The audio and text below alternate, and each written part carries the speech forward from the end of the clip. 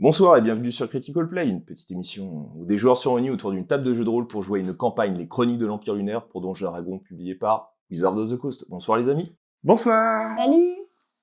Épisode 7, qui aura un absent, Dabouk. Et ouais. Tu te retrouves seul dans ta partie? Je suis en train de souiller mes brais. Mais un épisode, malgré tout, avec une grosse pensée pour Dabouk qui reviendra de toute manière pour les futurs épisodes. En tout cas, nous allons poursuivre l'aventure, cette aventure dans les Chroniques de l'Empire Lunaire. Merci d'ailleurs à Craft sur Table, notre partenaire, pour les magnifiques figurines que nous utiliserons d'ailleurs prochainement, pour le grand bonheur des joueuses et des joueurs. Ça fait rire? Tu rigoles? Non. On verra après. Merci aussi à notre sponsor Deka Initiative, donc qui nous aide financièrement depuis un petit moment et qui nous aide aussi dans nos magnifiques petits cœurs. Voilà, de rôlistes.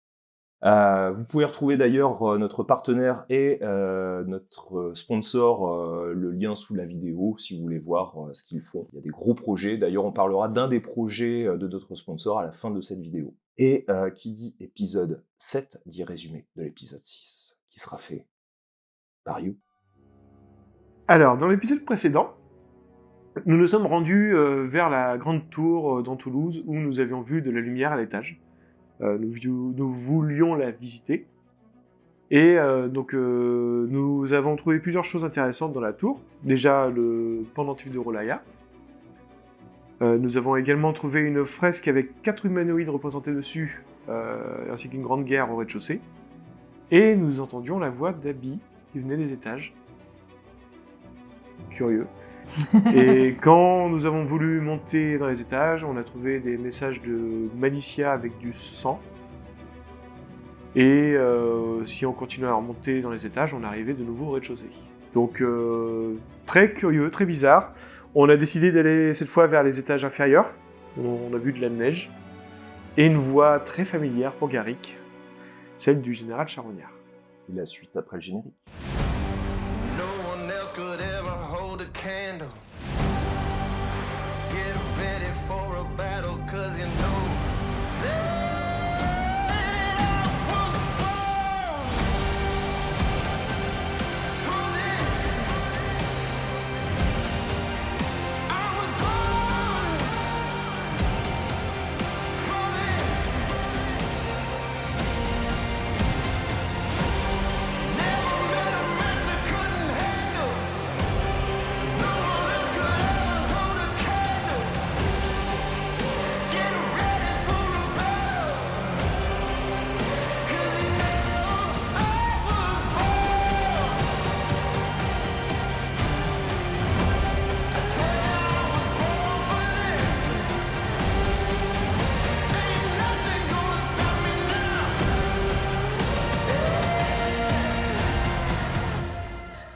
I was born for this.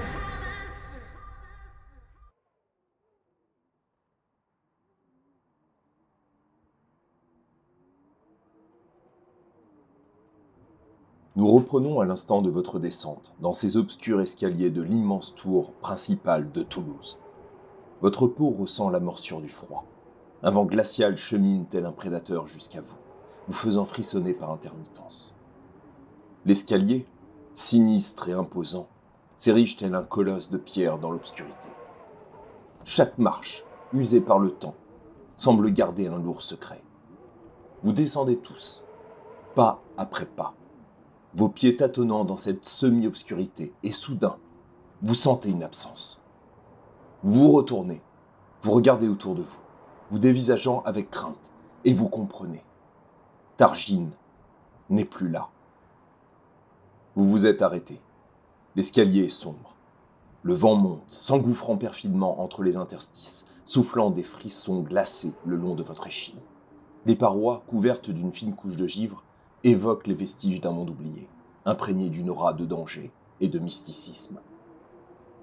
Les ombres dansent furtivement dans les recoins sombres, éveillant votre instinct de vigilance. Chaque pas résonne dans le silence oppressant, comme un écho lugubre amplifié par l'atmosphère pesante qui règne en maître sur ce lieu maudit. Un sentiment d'hésitation vous parcourt soudain. Vous scrutez chaque recoin avec une appréhension palpable, conscient que chaque pas pourrait vous mener vers l'obscurité éternelle ou la lumière salvatrice. Une neige épaisse s'engouffre en même temps que ce vent glacial. Et vous faites toujours le même constat. Targine n'est pas là. Donc je remarque l'absence de Targine et je l'appelle. Targine! Alors pas avec une grosse voix, hein. Targine! Targine! Tu nous entends? Un silence de mort. Un silence inquiétant. Et vous êtes que tous les trois. C'est pas possible qu'il ait pu se perdre dans les étages quand même en descendant. Cet établissement, cet endroit a l'air tellement bizarre, c'est possible. Est-ce qu'on voit les traces de ces grosses pattes dans la neige? Oui. Elles se sont arrêtées à quoi 3-4 pas avant, après vous. Donc un petit peu en hauteur, donc sur la partie au-dessus de vous. 3-4 marches auparavant, vous avez encore ces traces, et puis d'un coup, c'est comme si il avait disparu. Ok, il est descendu et puis hop. Voilà. Ok. Il n'y a pas de porte, il n'y a rien à cet endroit, c'est pas un palier, c'est dans les marches. Qu'est-ce qu'on fait? Est-ce qu'on essaye de remonter, voir s'il est là-haut ou... Et la voix du général, elle venait loin ou pas? Je sentais qu'elle était proche. Elle semblait proche. On va essayer de remonter, mais dans tous les cas, on voit qu'il est venu jusque-là, il a disparu. Peut-être chercher les traces. Vous pouvez. Donc vous regardez, mais pas de traces vers le bas, que sur le haut. Et c'est pas comme s'il s'était retourné pour remonter. Il a ses pattes, effectivement ses grandes pattes reptiliennes montrent qu'il a descendu. Et puis d'un coup, c'est comme s'il s'était volatilisé. Comme s'il avait disparu de votre réalité. Malheureusement, vu la voix qu'on vient d'entendre, on peut pas s'arrêter comme ça, c'est dangereux. On va devoir continuer notre job. Est-ce que moi, avec mon flair, je sens que c'est un charognard? Tu sens la présence de charognard. Au pluriel? Oui. Très étrange qu'il soit là. Parce que je vois aucun signe d'eux. Ça ressemble un petit peu à la tour des Phénicies, vous savez, où il y avait la jungle et... Comme si différents endroits étaient mélangés ici. Je trouve ça un petit peu différent quand même. Ici, il n'y a pas un bruit. Oui, puis on est dans une sorte de boucle. C'est vrai que ça fait penser à la tour, mais on est un peu dans une sorte de boucle. Là-haut, mais en bas, on sait pas. En bas, peut-être pas. On devrait continuer notre chemin pour voir. Vous descendez. Garrick, tu conduis la marche, tandis que Malicia, tu la fermes derrière tes compagnons. Vous arrivez au bout de cet escalier. Et, effectivement, Abilat, tu as l'impression de te retrouver comme à la tour des Phéniciens.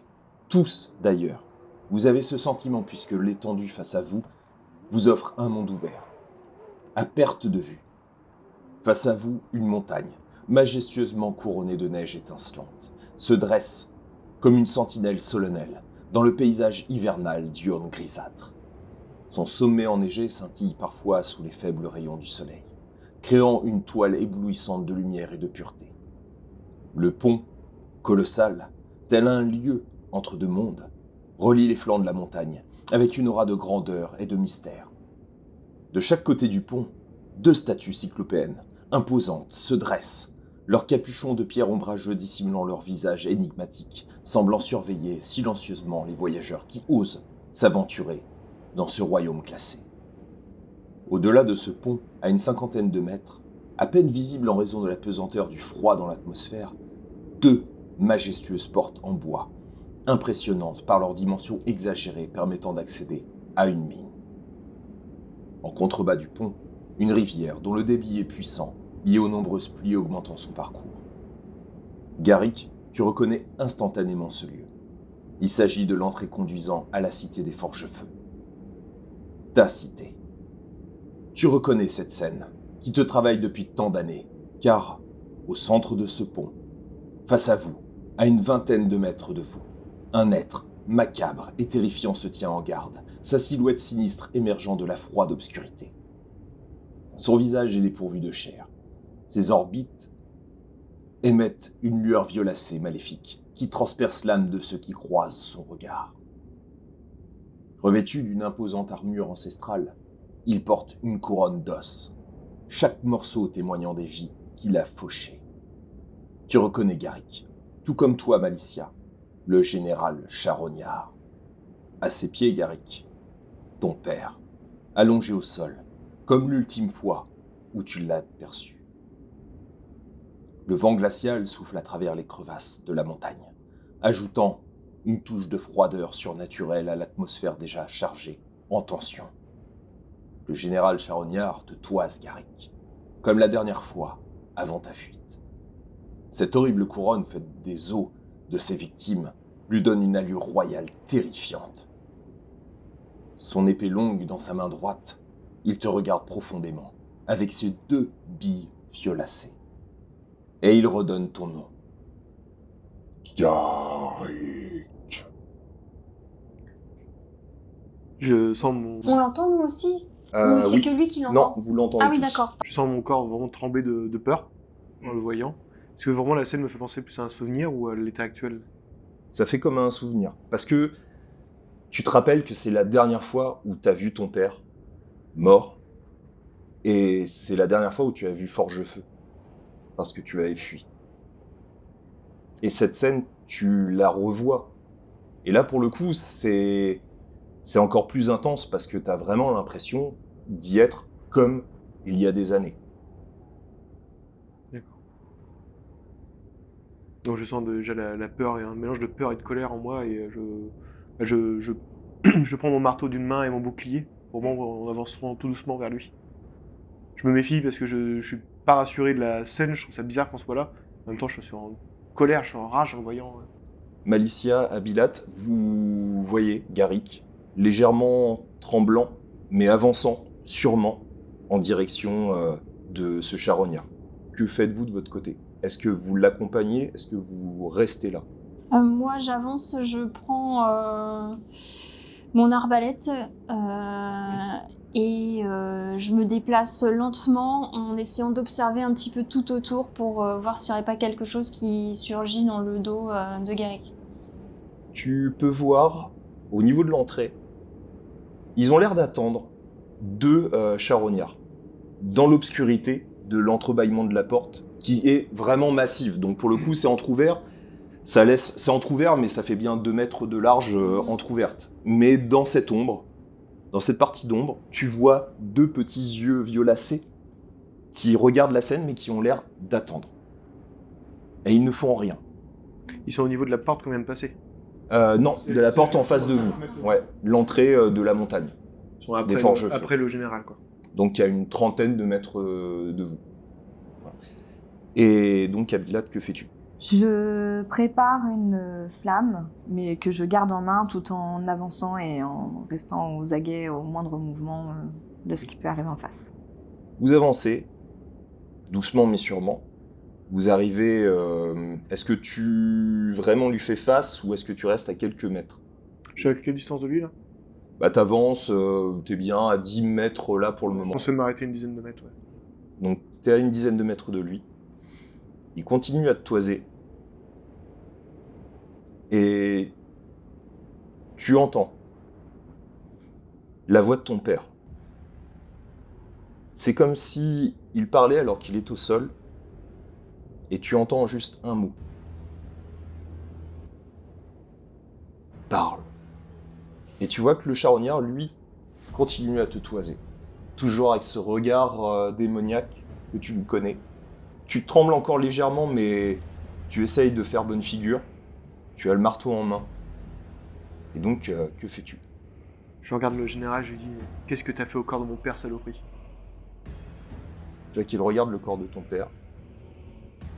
Ce que j'ai fait il y a des années. Ce que je ferai.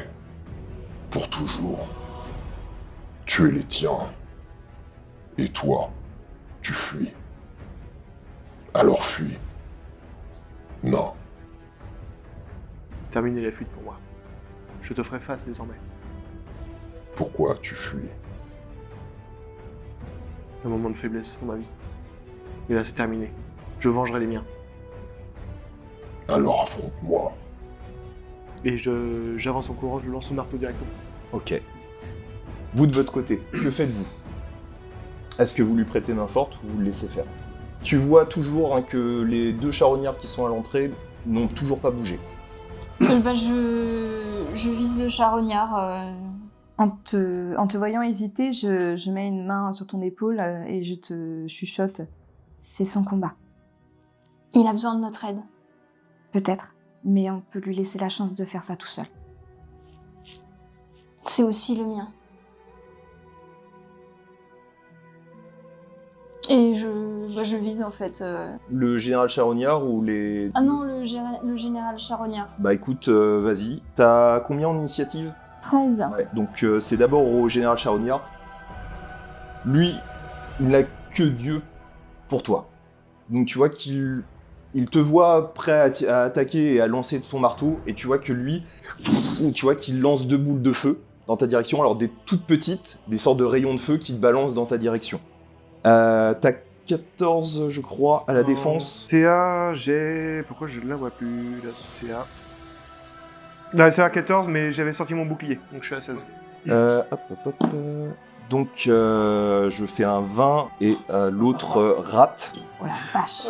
Donc, ça fait 20 points de dommage. Waouh, Donc, il balance au niveau de ton torse. c'est du feu, hein. Ouais, ça te touche, ça te fait reculer légèrement. Donc, t'arrives juste à côté donc, de Malicia et d'Abilat. Tu le regardes. Et Malicia, c'est à toi. Alors je lui fais mon signe de la marque du chasseur. Et je le vise. Donc. Alors, toc, dextérité. 17. Ouais, donc oui, ça touche. Ouais, ça touche, 25. Ça Ok. touche. Ça rate. Quoi? Ok, je fais mes dégâts maintenant. Donc, alors attends, parce que c'est le marque. Alors, t'as un dé de 6 avec la marque du chasseur. 1. Et ensuite, donc c'est un dé de 8 plus 3. Ouais, c'est ça. Attends, c'est celui-ci. 6 plus 3, 9. 9, ok. Et j'ai une deuxième attaque. Ouais, vas-y. Ok. Donc, des 20. Bon, on peut toucher. 15. Ça fait 23. Ok, ça touche. Ok. 4. Et ensuite... Attends, c'est celui-ci. Ouais. 7 plus 3, 9. 10, pardon. Ça marche. Donc, tu vois qu'il est toujours là, donc il se prend tes 2 carreaux en plein torse. Il continue toujours à te regarder. Tu vois qu'il est touché, mais il te regarde toi, Garrick. Et tu vois qu'il te dit une chose. Parle. Et tu vois que dans le mot qu'il lance, c'est la voix de ton père qui sort. Ensuite, Garrick, que fais-tu? Je comprends, enfin ça me parle le fait qu'il me dise ça, ça me fait penser à... Bah, je te laisse interpréter. Donc, que fais-tu? Là pour l'instant je viens de me prendre un coup, donc j'arrive pas à réfléchir, donc cette fois je suis à quelle distance de lui? T'es quoi, 10 mètres à peu près. J'avance encore pour me rapprocher de lui et je vais en profiter pour lancer le marteau cette fois. Donc des 20... 19 plus c'est alors le marteau à distance, on avait dit que c'était un... Avec la dextérité. C'est plus 7. Ok, Plus 7, donc 19 plus 7, ça 26. touche. Et donc, vu que c'est un charognard, c'est 2d8 de dégâts.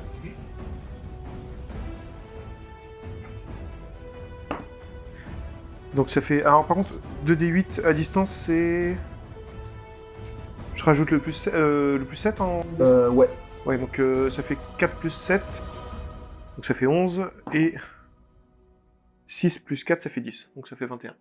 Son premier coup. Est-ce que je peux avoir la deuxième attaque? Ouais. Je peux le refaire? Ouais, donc il revient. Il réapparaît aussitôt, ouais. Vas-y. Bah 8 plus 7, 15. Ça rate. Ensuite, Abilat, est-ce que tu fais quelque chose? Je suis très hésitante, je suis dans le très fond de mon corps, de mon âme, je suis persuadée que c'est son combat. Je veux vraiment lui laisser une chance de réussir par lui-même. Je reste pareil aux aguets avec la flamme en main. Nouveau tour. Il s'approche de toi. Tu vois qu'il est prêt à attaquer donc avec son arme. Donc t'es toujours à 16. Ouais. Il n'y en a qu'une qui touche, et ça fait 7 de dommages. Et tu vois qu'au moment où ça frappe, donc la deuxième frappe contre ton bouclier, et tu vois qu'il te regarde, toujours avec ses dents, donc sans lèvres, donc c'est vraiment un crâne. Et avec ses deux petits yeux lumineux, comme ça, violacés, il te regarde toujours, Pourquoi as-tu tué Garrick? et tu vois qu'il essaye de nouveau de réarmer pour t'attaquer. Que fais-tu, Malicia? Alors, est-ce qu'il me regarde? Est-ce que quand je l'ai touché, en fait, il Non. a capté Ah, il ou fait pas du tout attention à toi. Ok. Et ben à ce moment-là, moi je suis à combien de distance de lui? Il est à 10 mètres. Ok, j'avance pour me mettre derrière lui. Ça c'est peut-être une action et je peux faire une autre action ou non ça c'est... Toi, tu peux avancer de 9 mètres, donc en fait, ça va être ton action seulement. Parce que tu vas te déplacer, alors tu vas pouvoir faire un double déplacement et faire que ça. Ok, moi je fais ça, je me déplace pour me mettre derrière lui. Ok. Garrick. Là, après ce qu'il m'a dit, je le regarde et je lui hurle dessus en disant parce que j'ai eu peur de perdre la vie, j'ai été lâche. Jamais je me pardonnerai ce que j'ai fait. Et je ferai tout aujourd'hui pour rendre honneur à mon clan et à mon père. Et pourquoi as-tu eu peur, Garrick? Pourquoi as-tu été lâche? Ils avaient besoin de toi. Je lui porte vu qu'il est au corps à corps cette fois, je lui porte un coup en disant je sais. Et je frappe là, je me mets en rage.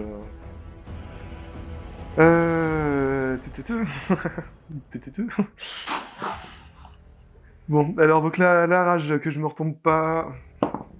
Donc cette fois j'ai fait 16 au corps à corps. Ça me donne du plus 10, donc je suis à 26. Ça touche. Donc c'est un D8 toujours. Plus 7 pareil. Donc ça me fait 6. Plus donc 7 ça me fait donc 13. Plus donc 2 avec la rage. Mhm. Et donc je lui mets un deuxième coup. 16 pareil. Donc 16 plus 8, donc ça fait... plus 10 je veux dire ça fait 26. Ça touche toujours. Donc là j'ai fait 8 plus 7 ça fait 15 plus 2 ça fait 17. Tu le frappes. Il te regarde. Dis-moi pourquoi, Garrick? Abilat. Que fais-tu?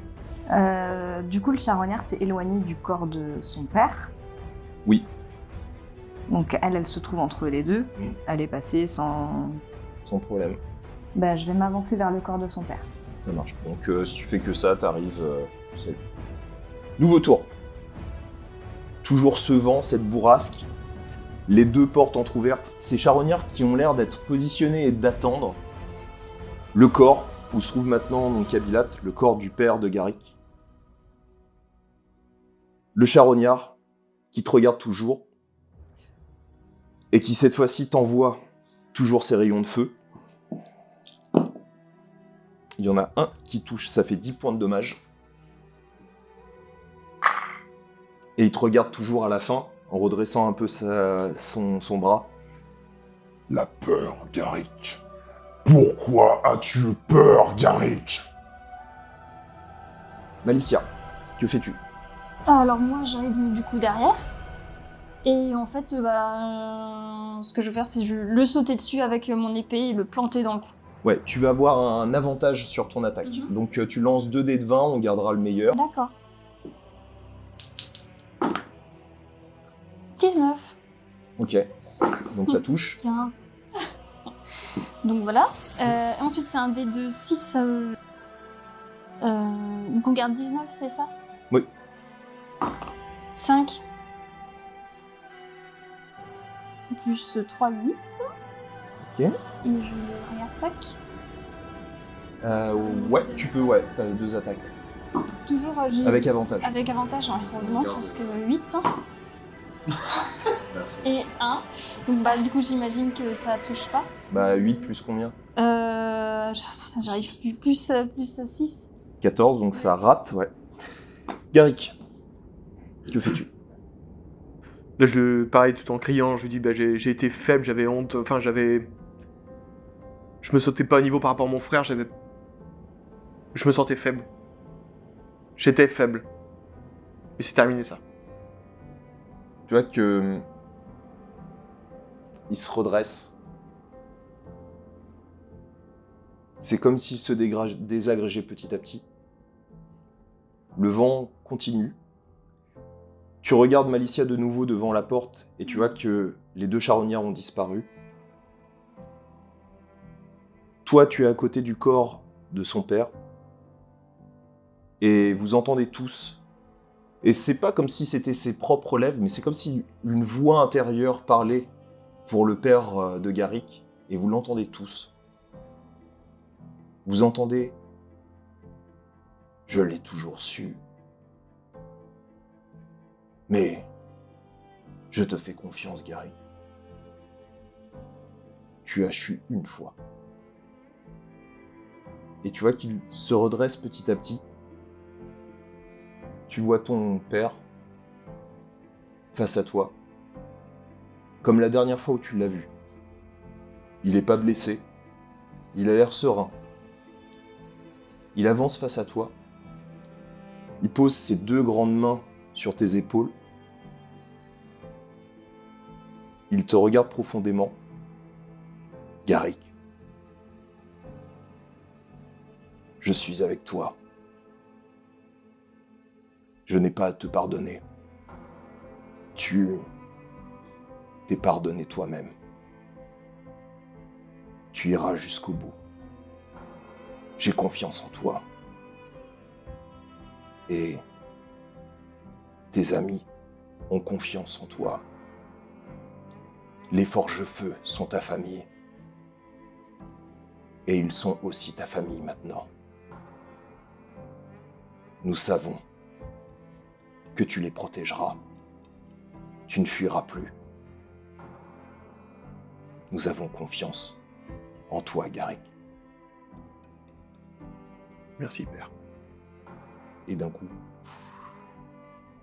il disparaît aussi. Et vous êtes sur ce pont. La grande porte entr'ouverte. L'obscurité toujours face à vous. Ce pont avec en contrebas la rivière. Et que faites-vous? Moi, je tombe à genoux, en fait. Dans mes pensées, je laisse tomber mes armes et je suis... J'essaie de le cacher, mais je suis en larmes. Donc vous le voyez, à genoux.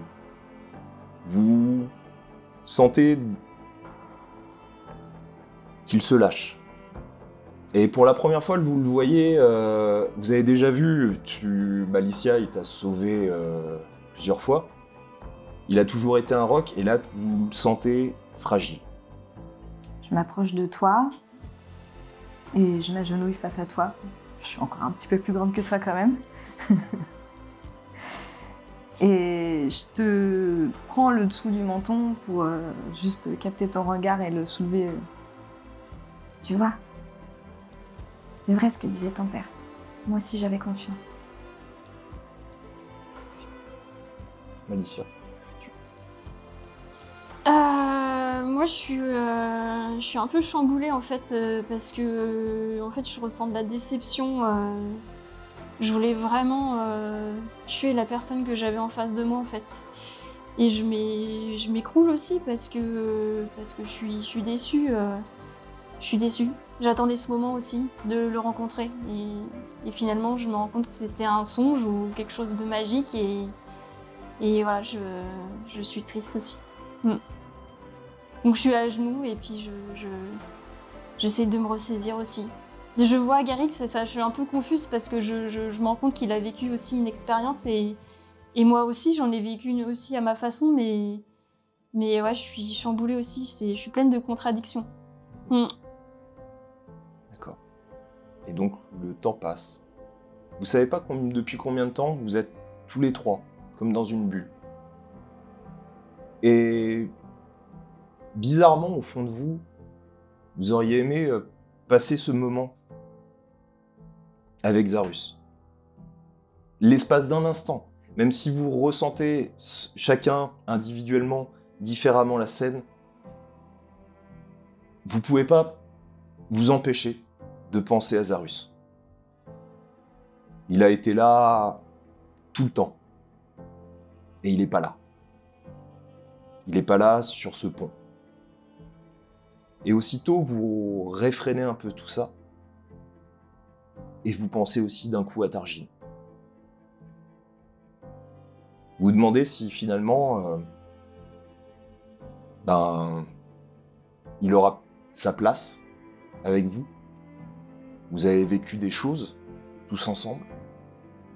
Vous vous êtes demandé d'ailleurs rapidement, c'est presque instinctif, vous vous demandez si finalement vous lui avez laissé la possibilité d'avoir cette place. Et ça s'arrête. Et vous êtes là, sur le pont.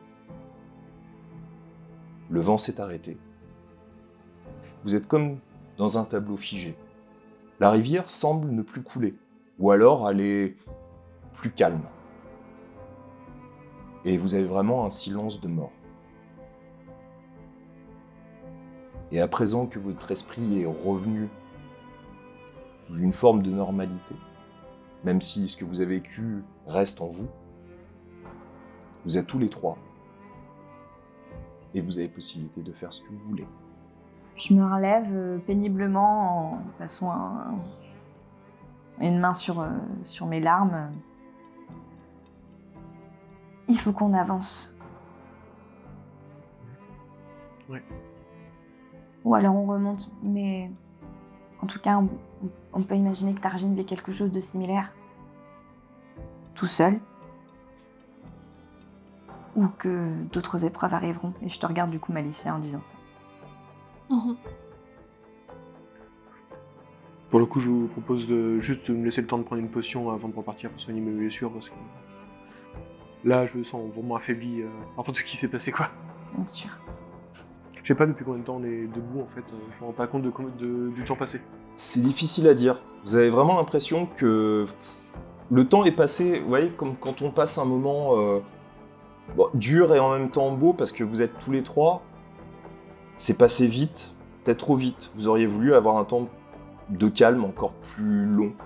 Et en même temps, vous avez l'impression parfois que vous avez vécu peut-être toute une journée en fait sur ce pont. Vous savez pas, enfin c'est difficile à dire. Vous êtes un peu perturbé, donc tu sens que vous êtes là depuis un petit moment, comme si vous étiez un peu reposé. Donc tu peux utiliser des points de repos court de manière technique. Mais difficile à dire sur la notion du temps passé. Donc je vais faire ça, effectivement, profiter d'un repos court. Donc tu dis, s'il y en a d'autres épreuves derrière, je pense qu'il faut qu'on soit en forme. Donc tu peux utiliser autant de points de repos court que tu veux, donc tu en as 6. Pour chaque repos court que tu utilises, enfin chaque point de repos court, c'est ton niveau, ton dé de vie plus ton modificateur de constitution. Ça oblige pas les autres à prendre un repos court? Non, on est d'accord. Non, mais par contre, ça a au moins 1 heure, mais bon, en fait, vous savez pas combien de temps vous avez tenu, donc déjà, là, tu peux les utiliser, il n'y a pas plus d'attente. D'accord. Je pense qu'on va en utiliser 2, parce que vu les dégâts que j'ai pris... Bah déjà, tu peux en utiliser un, puis voir... Ouais, je vais faire ça. Donc j'en utilise un. Donc un D12... C'est lui, ouais. D12 plus 3, on disait. Donc ça me fait... Bon, ça me fait 7. 7, donc 7 points déjà. Ça va être long si on fait comme ça. Bah après, on peut cumuler, hein. Ouais, Là, t'en as déjà 7. Ouais. Je vais refaire un autre.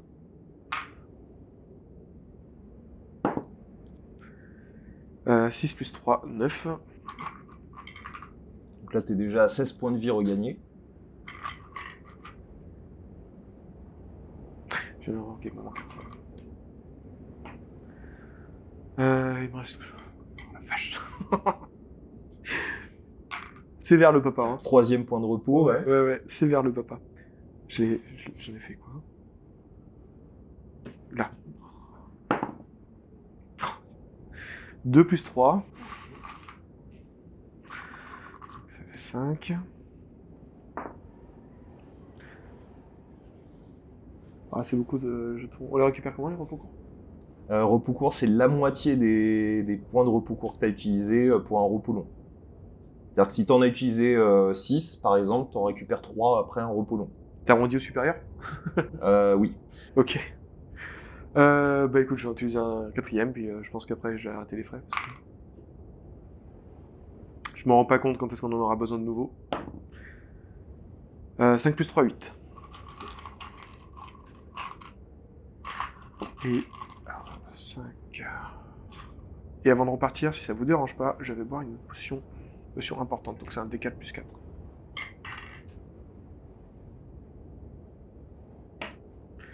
« 7. Je suis quasiment tout neuf. Hein. Efficace cette petite potion. Ouais, c'est clair. Donc vous êtes sur le pont, dans ce magnifique tableau que tu connais bien, Garrick, qui était autrefois donc enfin au moins ce qui représente ton ancienne habitation, la demeure des Forges-Feu. Et donc, que faites-vous maintenant? Je sens vraiment qu'on y est. C'est pas juste une illusion. On est sur place. Alors, comme j'ai dit, maintenant ça fait figé. C'est comme si, d'un point de vue technique, c'est comme si on avait une télé, on avait mis pause, Ouais. tout est figé. D'accord. Il n'y a même pas un brin de vent, il n'y a pas de bruit, il n'y a même plus le bruit de la rivière. Elle est toujours là, en contrebas, mais c'est comme si elle bougeait plus, ou alors elle est stagnante, et tout semble figé. Attends, je t'ai dit n'importe quoi pour la potion. C'était 4 D4. Plus 4. La potion. Bah, donc, vu qu'il te restait un point de vie... Ouais, j'aurais dû prendre la potion de soin mineur. Bon, par principe. Là, c'est bon, je l'ai récupéré.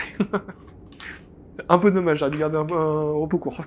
Est-ce que c'est une montagne qu'on voit à travers la porte ouverte? Ouais. Est-ce que la montagne de là où je suis, elle me parle? Ah bah oui, C'est c'est la- l'intérieur de la demeure des Forges-Feu. Ah oui, d'accord, la porte ouvre l'intérieur de la montagne, ok. Je croyais que c'était un paysage extérieur qui avait... Ah non, non, c'est vraiment... Bah moi, je reprends je prends mes affaires et j'avance parce que je suis curieux de retrouver ma cité, en fait. Abilat, Malicia. Je lui dis, Garrick, t'es sûr de vouloir y aller? On est dans une illusion. On va encore avoir des mirages où il va encore nous arriver des choses sur lesquelles on n'a aucune possibilité d'agir. On se fait manipuler là depuis le début. Enfin, moi je supporte pas ça. Hein. On est d'accord que ça fait des décennies que j'ai pas vu ma cité. Ah oui. Je lui dis, oui, mais c'est chez moi, ça fait des... C'est pas la tienne, c'est pas toi, chez toi ici là. Je dois en avoir le carnet. Puis j'avance. Je souffle, je regarde Abilat qui du coup comprend que... Abilat, elle comprend qu'elle a 2 têtes de mule, en fait. Elle te regarde avec un sourire et elle se dit putain, c'est ça qui ressemble face à moi. Je le garde pour moi, hein, je le pense. Mais par contre, je te dis, tu sais, vu comment ça a l'air de fonctionner, je pense que on va trouver autre chose derrière ces portes et qu'il faut qu'on se prépare, toi et moi. Mais tu penses pas qu'il faudrait qu'on remonte à la surface et qu'on reparte dans une autre direction? Mais faire quoi? On n'a rien vu d'autre de toute façon là-haut. Continuer à avancer? Pourquoi pas? Moi j'ai pas envie de continuer ici là, je supporte pas là ces fausses images là. On est venu pour retrouver, je vais le dire, notre clan. Ils ne sont pas là, ça c'est sûr. Pourquoi ils ne le sont pas collier là. de Roalaya était à l'entrée alors?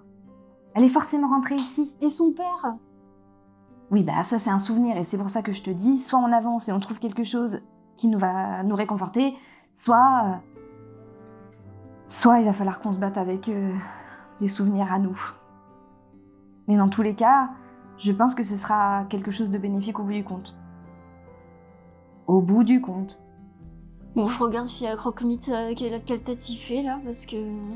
Bah, tu vois que Croque-Mite, depuis le début, il t'accompagne, mais tu le sens un peu bizarre. En fait, il est là, mais j'allais dire sans être là. Enfin, il est présent, mais il a une drôle de manière d'être.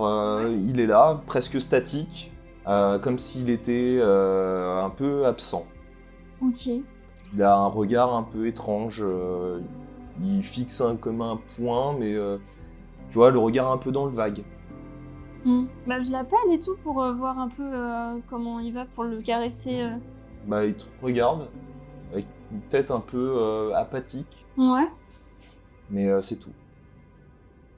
Chabi regarde Croque-Mite, il a pas l'air... Il a pas l'air bien là. Je penche ma tête sur le côté pour le regarder. Bah, tu vois que d'habitude, il le fait aussi, un peu par mimétisme, mais là, tu vois qu'il te regarde et il a l'air un peu, aux abonnés absents. Lui, de toute façon, il continue. Bah lui, il est parti. Ah bah oui, lui, il oui, est quasiment on à l'entrée. discute, Je suis désolée, je comprends que tout ça t'inquiète, mais je pense sincèrement qu'il faut qu'on avance. Et promis, si ce qui est derrière te plaît pas, on remontera. Je te fais un grand sourire. Mhm. Moi, je vois ce qu'il y a derrière la porte, là, ou pas? Pas encore. Bon, ben, je te fais signe d'avancer, et puis j'avance aussi, et puis j'essaye de remotiver Croque-Mite. Ah bah, il t'accompagne. J'essaie de le stimuler, tu vois. Vous avancez. Garrick, tu es le premier à entrer dans cette pénombre. Vous le suivez de près, et vous vous retrouvez dans une immense salle circulaire, dont les contours sont impossibles à percevoir en raison de cette profonde obscurité quasi surnaturelle qui entoure les lieux. Au centre de ce gigantesque espace, dont le diamètre avoisine les 50 mètres de long, un monumental socle, haut de 3 bons mètres. Une sorte d'autel circulaire constitué de marbre blanc, tout comme la salle elle-même, et rehaussé de différentes lignes d'or pour accentuer sa puissance. Sur ce socle, 4 colossales statues hautes d'une quinzaine de mètres. Vous êtes obligé, malgré votre distance, de lever très haute la tête pour apercevoir l'ensemble de ces représentations. Ces statues représentent 2 puissants corps féminins et 2 majestueux corps masculins, levant les mains au ciel et regroupés les uns près des autres, dos à dos, certains agenouillés. Une étrange lumière jaune, tel un petit soleil, éclaire les statues au-dessus d'elles, leur donnant une aura quasi divine. Sous cet astre artificiel, un cercle vaporeux lévite, à portée des mains de ces géants de pierre éternelle. D'ailleurs, ces géants sont imposants par leur dimension, mais aussi par le sentiment de majesté qui s'en dégage. Autour de ce socle, après des rangées et des rangées de bougies blanches allumées en une sorte d'offrande, des femmes, en haillons gris, de très nombreuses femmes. Agenouillées, pour la plupart, en direction de ces statues, elles sont comme figées, en prière, certaines levant les bras, d'autres agenouillées, les mains vers l'avant collées au sol. Vous en comptabilisez rapidement peut-être une centaine, en différentes rangées, de manière éparse, 7 ou 8 rangées.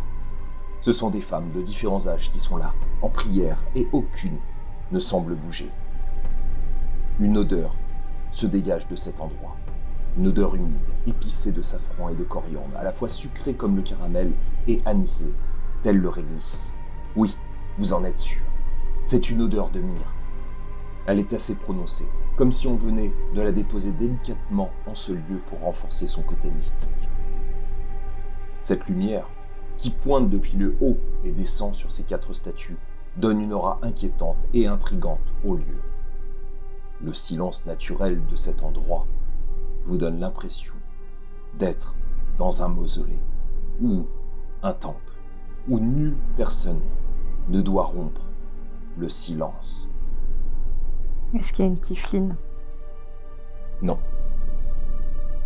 Par contre, tu regardes et tu peux voir que près de l'une de ces femmes, en prière, les mains au sol et la tête contre le sol lui-même, tu vois un bâton. Et tu reconnais ce bâton, travaillé, méticuleux, blanc. Tu sais que c'est le bâton de Rolaya.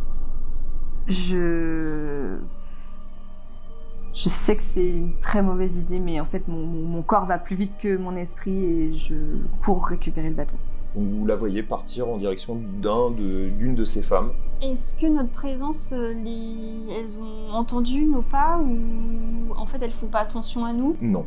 Elles se sont pas retournées, même avec le bruit d'Abilat qui court dans la direction, et vous avez vraiment l'impression, alors pourtant elles se déplacent, hein, tu te déplaces, en plus t'es assez légère, menu, vous entendez très légèrement ce bruit, mais comme c'est le silence total, vous avez l'impression que ça avance, et pourtant nulle personne se retourne. Ok. Et donc vous la voyez se déplacer près de ce bâton, que tu reconnais, Malicia. Tu sais que c'est le bâton de Rolaya. Et Rolaya, je sais pas comment elle est, je peux pas me dire c'est Rolaya. Si, tu la connais. Si, ah oui. Et je sais que c'est pas Rolaya en fait. Une Tisseline. Je me dis, ça se répète encore. Bah, pour le coup, cette scène, toi, tu l'as jamais vécue. Peut-être Oui. Kabila l'a connue, mais bon, elle t'en a jamais parlé. Bon, après, elle a Oui. peut-être des secrets, mais cette scène-là, toi, ça te parle pas en tout cas. Non mais je me dis qu'on est encore dans une autre scène, peut-être encore dans une illusion, dans un truc comme ça, et... Ça me saoule d'être dans le faux, là. Je regarde Garrick pour voir sa tête. Moi, tu disais que c'était l'obscurité partout autour. Mm. Elle est à quelle distance? À peu près le bâton, tout ça? C'est à quelle distance de nous? Elle est à une quinzaine de mètres. Moi, je m'approche en marchant, tout en regardant dans l'obscurité si je vois autre chose que juste les personnes qui prient. Tu regardes un petit peu, tu plisses un peu les yeux, et tu peux voir comme des hommes en armure complète. C'est ce que je me disais. Eux aussi ont l'air figés, ils bougent pas, ils sont tous dans l'obscurité. De ce que tu peux discerner vraiment sur le côté gauche, ils sont peut-être une vingtaine, de ce que tu peux discerner. Et c'est vraiment sur un petit faisceau, vraiment où tu plisses. Donc peut-être qu'il y en a plus, peut-être qu'ils sont les seuls. Mais en tout cas, tu vois que ce sont des hommes en armure. Elles ont l'air très anciennes, ces armures. Et les hommes sont tous, pour le coup, alignés. Le regard tourné vers ces statues. Tu vois que certains tiennent un oriflamme. Tu reconnais cet oriflamme, celui de l'Empire lunaire. Mais ils sont comme figés. Ils le tiennent, ils bougent pas.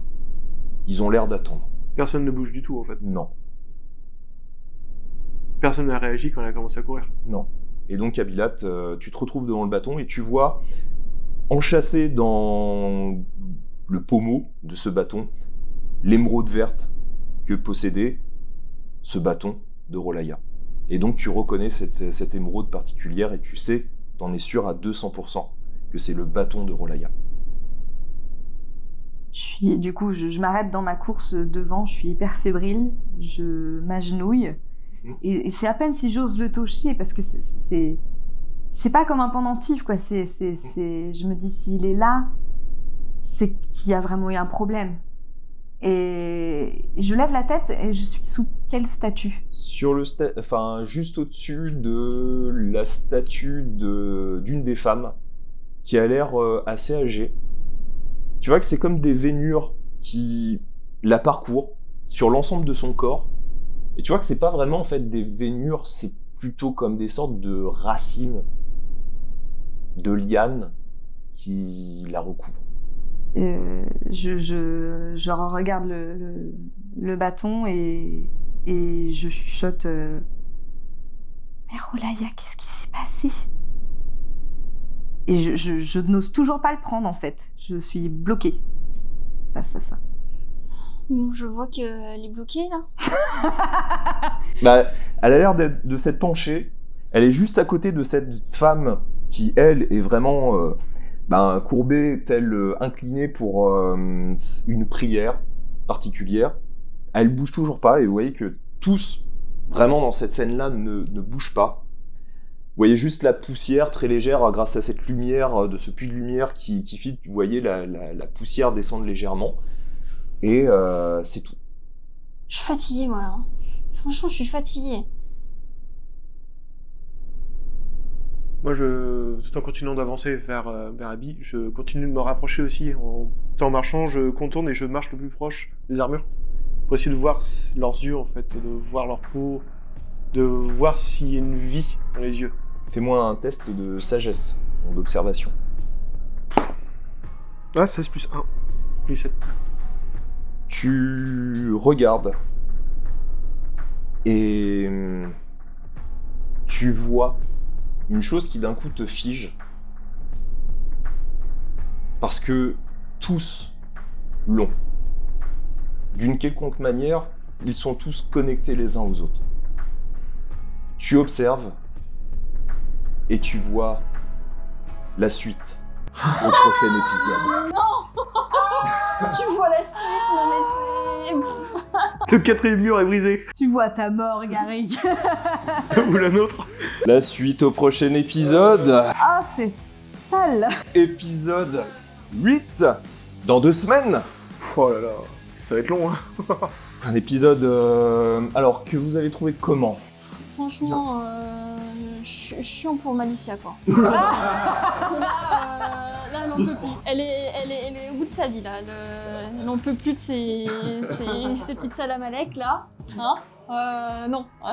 Et Garrick? Éprouvant. Émotionnellement éprouvant. Et ça fait du bien pour Garrick de se reconnecter avec son passé et d'assumer ses erreurs. C'était un beau moment. Mm. On verra, peut-être qu'il y en aura d'autres au prochain épisode. Séquence émotion. Mais Forge Feu était pas comme ça quand je suis parti, hein. Y a pas de... Non. Non, mais j'ai bien vu que t'avais essayé de nous tirer une larmichette, là, en nous parlant de Zarus et tout. Hein. Ouais. Pas du tout. C'est pas mon genre.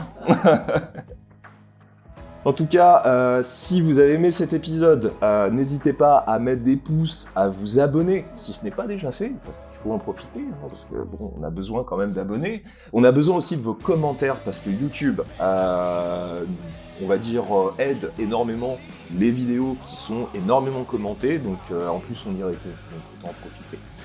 Et puis on a un magnifique petit Discord aussi, si vous voulez discuter, échanger avec nous.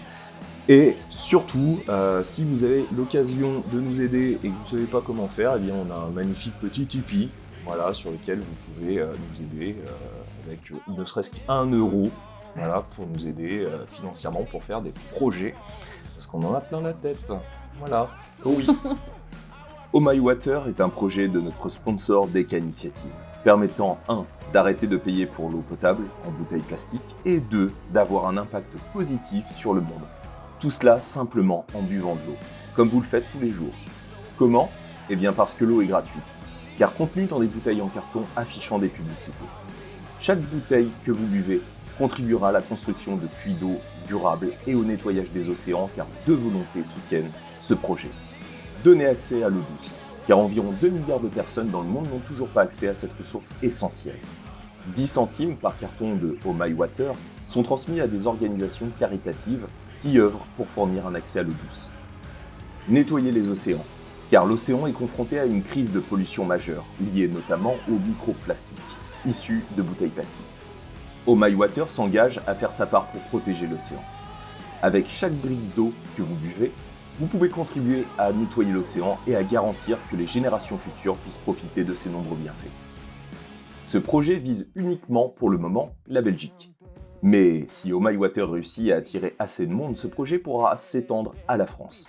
Alors, amis belges, la balle est dans votre camp. Vous trouverez le lien de ce projet sous la vidéo. Et ben voilà, on va se dire épisode 8 dans 2 semaines. Hein? On va falloir attendre. On a hâte. On vous fait des gros bisous. Yes. Salut. Salut. Ciao.